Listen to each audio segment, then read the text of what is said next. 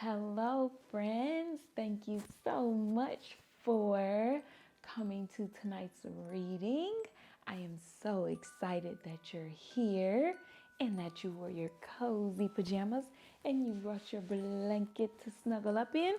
Today, we're going to be reading Bad Apple, A Tale of Friendship.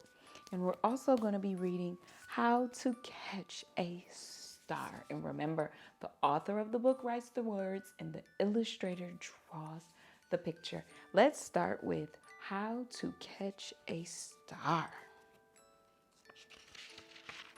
Once there was a boy, and the boy loved stars very much.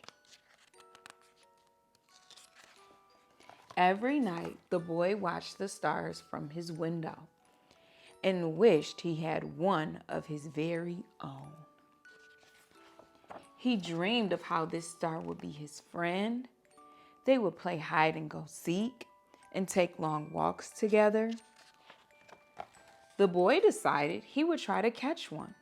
He thought that getting up early in the morning would be best, because then the star would be tired from being up in the sky all night. The next day, he set out at sunrise, but he could not see a star anywhere. So he sat down and waited for one to appear. He waited and waited and ate lunch and waited, and after dinner, he waited some more. Finally, just before the sun was about to go away, he saw a star. The boy tried to jump up and grab it, but he could not jump high enough. So very carefully, he climbed to the top of the tallest tree he could find. But the star was still way out of reach. He thought he might lasso the star with the life preserver from his father's boat, but it was much too heavy for him to carry. If only he could fly up in a spaceship and just grab the star. But the only spaceship he owned was made of paper, and it didn't fly well at all. Perhaps he could get a seagull to help him fly up into the sky to reach his star. But the only seagull he could find didn't want to help. The boy worried he would never catch a star. Just then, he noticed something floating in the water. It was the prettiest star he had ever seen, just a baby star. It must have fallen from the sky. He tried to fish it out with his hands, but when the boy reached out to touch the star, it just rippled through his fingers. Wow. Now the boy was sad, but in his heart, the wish just wouldn't give up. Slowly, he began walking home. And that's when he saw it, washed up on the bright golden sand. The boy had caught a star of his very own. The end. Wow, how to catch a star. Well, what did you think about that book? Okay. Let's move on to Bad Apple, A Tale of Friendship. Let's see what Bad Apple is all about. Mac was a good apple. He shared his toys with the other apples, helped Granny Smith pick up after art class, and loved to dive fearlessly into the watering hole. On a sunny day, Mac could bob for hours. On cloudy days, Mac would search for the perfect pillow of green grass and take a long nap. In his dreams, it was always sunny. But one day, as Mac lay sleeping, it began to rain. Soon, all the little creatures in the earth around him poked their heads out to look for higher ground.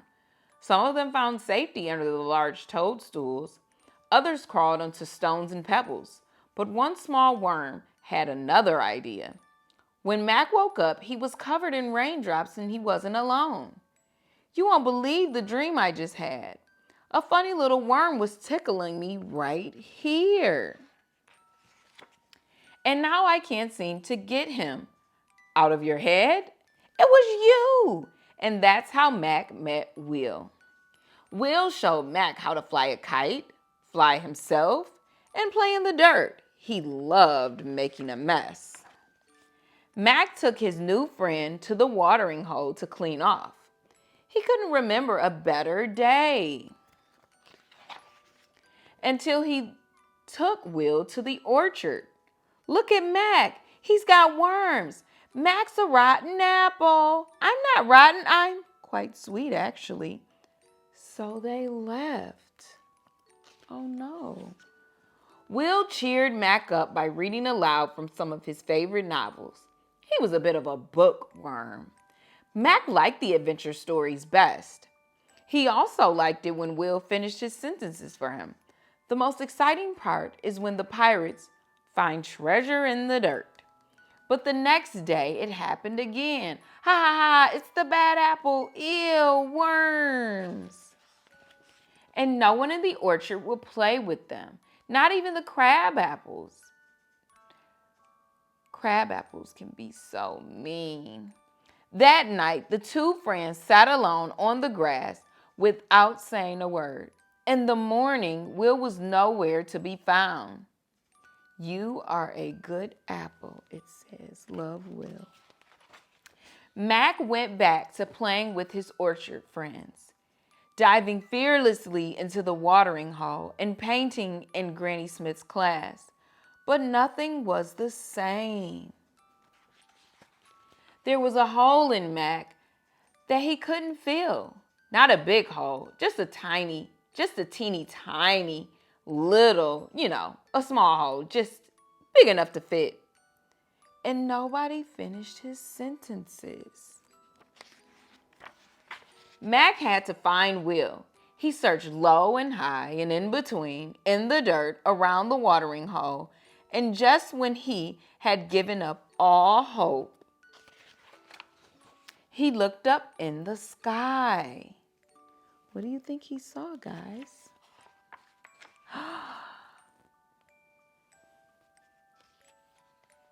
Mac knew he'd rather be a bad apple with Will than a sad apple without him. I was hoping I could help me turn the pages. How did you know? Because you will always be a good apple in my book. Good and happy. And there's nothing bad about that. The end. What a great story about friendship.